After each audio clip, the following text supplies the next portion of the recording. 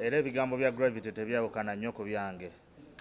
Nzijukira waliwo nayogera ku Juliana buli omu n'amisquotinga naye ng'ate ekintu kye nalingezaako kuyisaawo is support from abantu be muyita ba legend. Okitegeera nga be balina okupavinga we oba be balina okusupportinga abayimbi abaliko right now. Abayimbi abaliko right now be bakuba ebisaawe. Okitegeera be bakola ebintu ate bali be bandibadde bakola oba ebyabalema. Okitegeera so wano tugezako kuyisaawo ka message ya support from abatusookawo si kutukuba bikokola oba kutugamba oba egenda gaana. Tugezako kulaga mbu Gravity bw'aba ategese show kikakatako abantu abatusookawo okusupportinga oba n'okubeerawo ku show ne bagamba abaana abaliko kati bakubira ddala.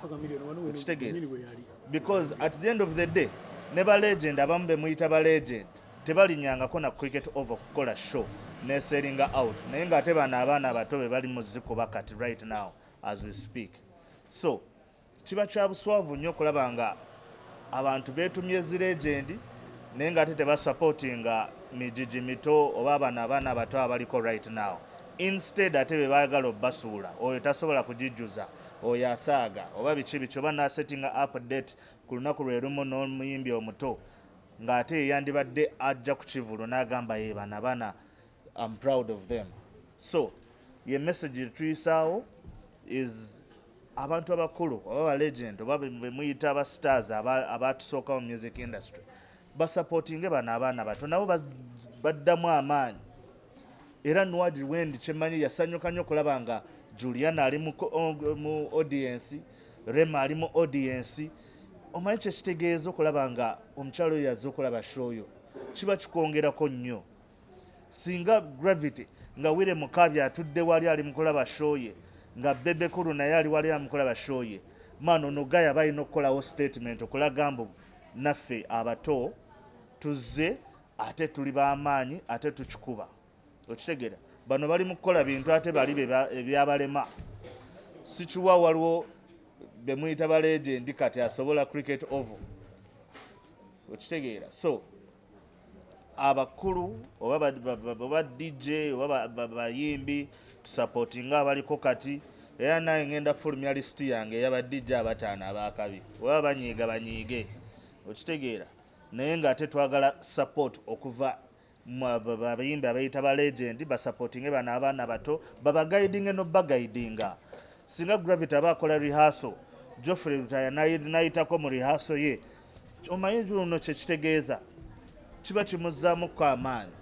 Of course waliwo abawagira gye bali bangi nnyo Papa Misa kyatuwagira ba Geoffrey Lutaya batuwagira nate twagalayo n'abalala nabo bajje batuwagire but supporting bajje mu rehearsal batuguidingeko ne mu studio balinyeyoko kituzaamu abaana maanyi fe abaana abato abaliko right now. Naye ate kiswaza nnyo okulaba nga Gravity asobola okukuba cricket over n'agiwunzika nga gwe weyita legend tosobola najjepimamu ng'ogenda mu holo. Okitegeera so tuwagire bano abaana tubasupportinge be baliko fe abaliko right now. Kyovola ne tugamba Kenzo ya number 1 and it's a fact. He has done things bali be bataakola.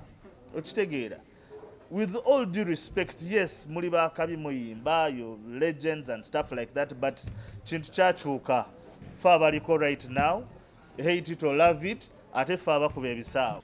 Mbalamusizza sivangayo okundowooza kwogera ku bintu ebikwatagana ne music industry perhaps nga ndi ku TV ndowooza kwokka. Statement Gravity zaakoze tekiri ku kujjawo muntu mu ntebe gyatuddemu. Wali olabyeko MP gwe balonda nga tasula ku kyalo, takola luguudo ku kyalo, enzizi nfu naye nga MP ng'afuze ebbanga lyonna bw'awulira nti abantu baagala kulonda mulala n'avaayo tayagala atwala kifo kye. So nze ndowooza ekintu ky'abasatu kino eno kirimu mindset. Oba Chameleone akola oba takola oba Bebe Kulu akola, mindset y'abantu erimu kiri ate nga ffe abakibateekamu ffe abali mu industry. gwe tayinza okuba tannyonnyodde bulungi naye ndowooza kyayagala ye support. Ebintu byayogera ssaawa eno bigenda kuyamba enkya zex. Yayogedde ku industry y'Abanigeria. Abanigeria twagala nnyo music waabwe naye tetwagala nkola yaabwe, tetukoppa nkola yaabwe. Genda otunuulire b'Olamide.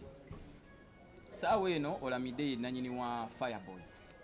Fireboy wa kabi, Fireboy akoze shows ez'enjawulo. Fireboy tunuulira ba Rema ssaawa eno be baleeta wano. Sikyalaba ba Two-Face nga bajja P-Square tebakyajja. Naye manyi kitegeeza? Kitegeeza nti industry y'eri abanene ba legend, ba Chameleon, ba Bebe Cool, ba Bobby Wine basigaza ekitiibwa ekyo ne babazza ebbali nga olaba Afrigo Band. Gwe weebuuze lwaki Afrigo tebajogeddeeko ng'ate esinga ne ba Chameleon respect mweno industry tebajogeddeeko.